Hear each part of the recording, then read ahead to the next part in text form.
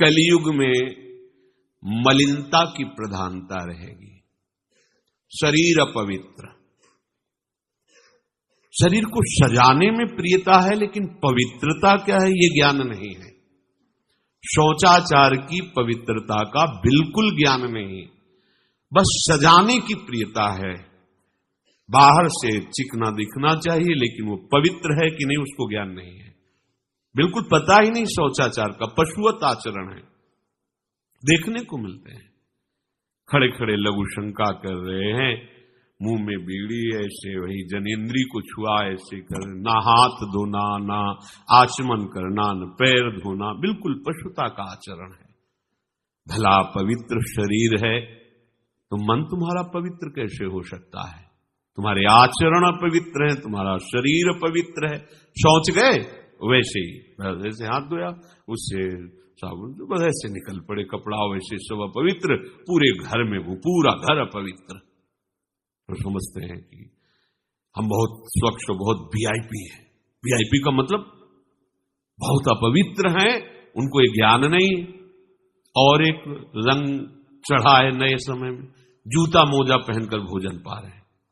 देखो कैसी, अरे साधारण आदमी जिसको कोई शास्त्र से मतलब नहीं, किसान आदमी जो हाथ पैर धो करके पीढ़ा पे बैठ करके भोजन पाने जाए, इतनी पवित्रता तो हमने गांव में देखी है। बिल्कुल शास्त्र नहीं जानते, कुछ नहीं, पर भोजन पाना तो हाथ पैर धोए और लकड़ी के पीढ़ा में बैठ के और जय भगवान हाथ जोड़ करके जमीन पर बैठ के भोजन पाए। आज चाहे वो चमड़े का जूता हो, चाहे ध्यान रखना, चमड़े की बेल्ट पहनने वाला और चमड़े के जूता पहनने वाले को गौ हत्या का पाप लगता है। अगर वो इन पशुओं से जो चमड़े निकाल कर निर्माण किया जाता है, जूता बेल्ट आदि, ये जो गृहस्थी जन इनका प्रयोग करते हैं, तो उसे गौ हत्या का दंड मिलता है। क्योंकि आप पहनते हैं, उसमें आप सहयोगी हुए, आप उसको प्रोत्साहन बढ़ा रहे हैं गौ हत्या का। ये अब वही सब पहने, वही सोच में कपड़े पहने हैं, वही भोजन में कपड़े पहने हैं, साधना होगी, पवित्रता ही नहीं जानते हैं। लघु शंका करने के बाद यदि आपने जनेंद्री का प्रक्षालन नहीं किया, हाथ नहीं धोया, चरण नहीं धोए, आचमन नहीं किया, तो आप तो अपवित्र हैं। अरे लघु शंका की क्या है, शौच होने के बाद नहीं से विचार बिल्कुल शून्य हो गया है, बस शरीर आराम, पशु की तरह शरीर आराम। क्या शरीर आराम रहेगा? जब तुम्हारा शरीर अपवित्र है तो आचरण अपवित्र होंगे, तो पाप बनेगा, पाप से तुम्हें शरीर को दुख भोगना पड़ेगा। बिल्कुल समझ खत्म होती चली जा रही। कल केवल मल मूल मलिना, ये नाना प्रकार के पापाचरणों की जो हमारी प्रवृत्ति बढ़ती जा रही है, उसका कारण है खान पान अपवित्र, शरीर अपवित्र। हमने देखा है, वो आपको मजाक सा लगेगा, भोजन पाने के समय घर के जितने भी वयस्क जन होते थे, जब कच्चा भोजन पाया जाता था तो ऊपर के वस्त्र उतार देते थे, एक धोती नीचे पहने हुए ऐसे पाते देखा।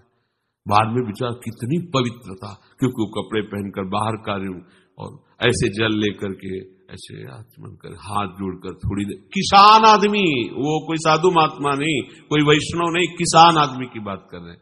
हाथ में जय बोल करके प्रभु की फिर प्रसाद पाए, जय हो भगवान आपकी। आज परोसने में अगर कहीं रोटी छू गई परोसने वाले को तो डांट लगती थी, पूरी रसोई जूठी करेगी, रखे ही थाल, हाथ धो, दूसरी थाल मिला। आज उसी से अमुक ले रहा है, उसी से अमुक ले रहा है, उसी से अमुक ले रहा है, वो शराब पीने वाला है, मांस खाने वाला है, गंदे आचरण, उसी से आप ले रहे हैं। वो तो समाज में चलता है, समाज में तो समाज को लेके चलना ही पड़ेगा। भाई समझो, पवित्रता अति अनिवार्य है, इसे आप समझो। अगर आप अपवित्र पशुओं जैसे, तो आपकी बुद्धि भी पशुवत आचरण करेगी, आसुरी भाव को प्राप्त हो जाएगी। पवित्रता शरीर की आपको एक फल देगी कि आपका मन पवित्र होने लगेगा, क्योंकि शरीर से आसक्त मन है और मन से आसक्त आप हो। जहां आपका मन पवित्र, अच्छे विचार, अच्छा मार्ग, अच्छा निर्णय बुद्धि करेगी, आपको आनंद मिलने लगेगा। ऐसे नहीं है कि आप जैसे पशुवत आचरण करें। बड़ी अपवित्रता बढ़ रही है, अपवित्रता को तो कोई समझ ही नहीं रहा इस विषय को। कैसे कैसे हमको तो ऐसा भी इन्होंने बताया कि कहीं कहीं ऐसा भी है कि शौच में पानी का ही प्रयोग नहीं होता हो है। हाँ, टिश्यू पेपर कह रहे हो। विचार करो यार, मतलब कहां पहुंच रहा है हमारा। ओ कहते वीआईपी लोग हैं, वाह है ये वीआईपी लोग। अरे बिना जल के कैसे प्रक्षालन हो जाएगा, कैसे आप पवित्र कैसे। पर पवित्र होना किसको चाहिए, वो तो पशुवत आचरण है। कलि केवल मलमूल मलिना, पाप पयोनिधि जन मन मीना। जैसे मछली जल में ही केली करती है, ऐसे कलियुगी प्राणी का मन पाप में ही केली करना चाहता है। अपवित्र विचार, कैसी कैसी मलिनताएं बढ़ती चली जा रही। रसोई अभी बनकर तैयार नहीं हुई और ऐसे सो खड़े खड़े वही रसोई, क्या पछता है। अरे एक बार बन जाए उसे थाल में लगाओ। हम नहीं कहते तुम भगवान का भोग लगाओ जाके, नहीं वैष्णव नहीं भजन का, कम से कम थोड़ी तो पवित्रता। एक बार थाल लग जाए, हाथ जोड़ो, अन्न को ही प्रणाम करो। अन्न ब्रह्म उपनिषद में आता है, ये अन्न ब्रह्म है, उसे प्रणाम करो। वह हमारे जीवन को पुष्ट करता है, हमें भगवत भाव प्रद। हाथ जोड़कर कहां हाथ जोड़े, वो तो जूता पहने वैसे ही सब, कोई खड़े खड़े खा रहा है, कोई मतलब ये हो क्या रहा है। हमने देखा है पहले बारात आती थी तो पट्टियां बिछाई जाती थी, गोबर से जमीन लिपी होती थी, दो आदमी पात्र लिए खड़े, सबके हाथ पैर धुलाए, सब बैठ गए, फिर सबको परोसा, माताएं मंगल गीत गा रही, परोसा जा, कितना पवित्र होता था। आज कोई ऐसा कम ही मिलेगा जो शराब न पिए हो, कोई ऐसा कम ही मिलेगा जो उद्दंडता न कर रहा। पशुता बढ़ रही ना।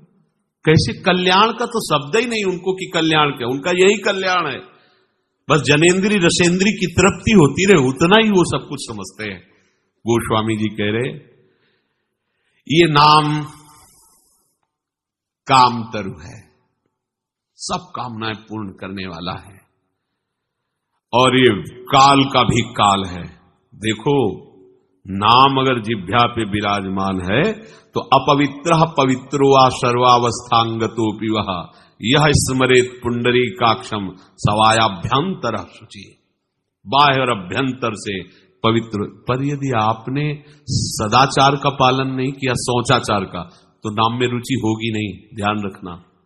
अगर कोई ऐसे नाम में रुचि, जब मनाया मुझ उठाया, जब मनाया, कैसी कैसी पशुता है, तो चिड़िया की तरह चुनते रहते हो। अरे एक बार, दो बार, तीन बार, एक अपने भोजन का समय निश्चित करो, थोड़ा शांति से बैठकर भगवत भाव में आकर तब भोजन पाओ, वैसे ही आपका भाव बनेगा जैसा भोजन आपका है। पाते समय जिन भावों से आप युक्त हैं, लोग चिंतित रहते, परेशान रहते, क्यों?